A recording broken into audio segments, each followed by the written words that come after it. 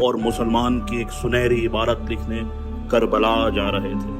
जालिम बादशाह यजीद हुकूमत के नशे में चूर होके इंसानियत का चेहरा बिगाड़ देना चाहता, लेकिन उसे ये पता था कि जब तक नबी मोहम्मद साहब के नवासे इमाम हुसैन जिंदा हैं तब तक वो अपनी मर्जी की नहीं कर सकता। उसके इसी डर ने इमाम हुसैन को परिवार के साथ करबला में घेर लिया।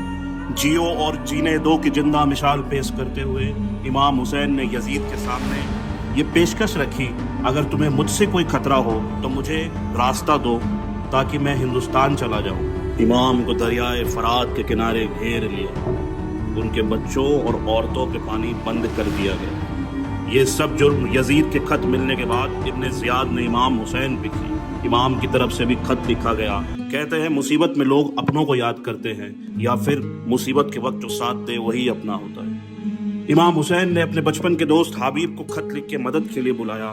दूसरा खत करबला से दूर, बहुत दूर भारत के एक हिंदू राजा के नाम लिखा।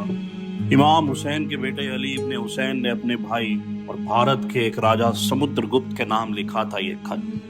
सुनने में अटपटा से लग रहे इस रिश्ते का इतिहास गवाह है। लगभग 1400 साल पहले की बात है।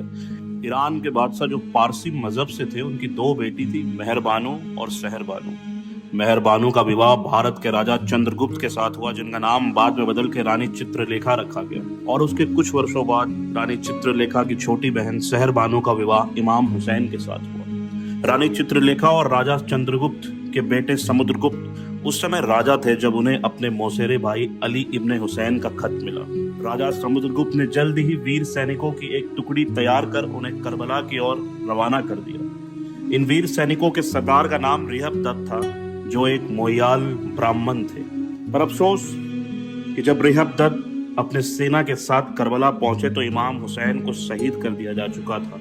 ये जान इन वीर ब्राह्मणों का दिल टूट गया कि जिसकी मदद को आए थे जब वही नहीं रहा तो हम जी के क्या, और अपने तलवारों को अपने मयानों से निकाल अपने गर्दन पे रख लिया। पर इमाम के एक चाहने वाले और अरब के एक वीर योद्धा जनाबे मुख्तार के मना करने पे इन वीर सैनिकों ने अपनी तलवारों को अपने गलों से हटाया और मुख्तार के साथ मिलके खूने इमाम हुसैन का बदला लेने के मकसद से दुश्मनों से एक यादगार युद्ध किया और उन्हें हिंदुस्तानी तलवार के जौहर दिखाए।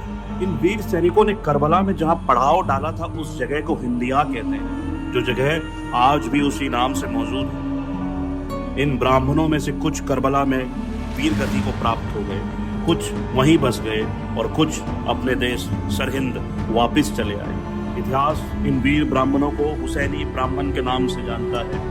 तारीख के पन्नों में दबी हिंदुस्तान और इराक के इस महान कहानी को हमारा लाखों सलाम।